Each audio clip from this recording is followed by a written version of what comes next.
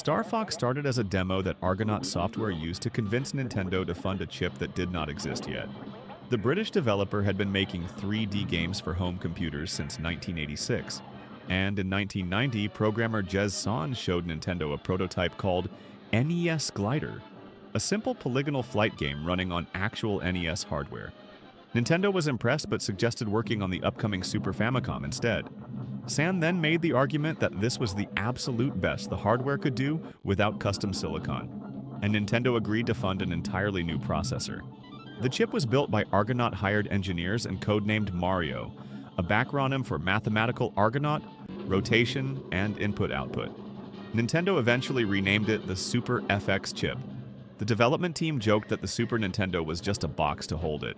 Shigeru Miyamoto took over as producer and reshaped the game concept. He regularly walked past the Fushimi Inari Shrine near Nintendo's headquarters in Kyoto, a site dedicated to the fox deity Inari, and visited it often. The shrine's famous pathway of hundreds of torii gates gave him the idea for the gates that players fly through in the game.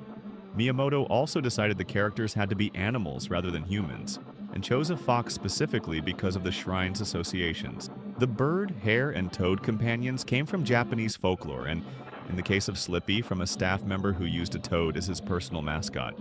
Argonaut programmers Dylan Cuthbert and Giles Goddard were relocated to Nintendo's Kyoto offices, but placed in a room separate from the rest of the building, because they were not full-time Nintendo employees, and could not be given access to other confidential projects. Star Fox sold 1.7 million copies in Japan and the United States by the end of March 1993, making it the fastest-selling video game launch in North America up to that point.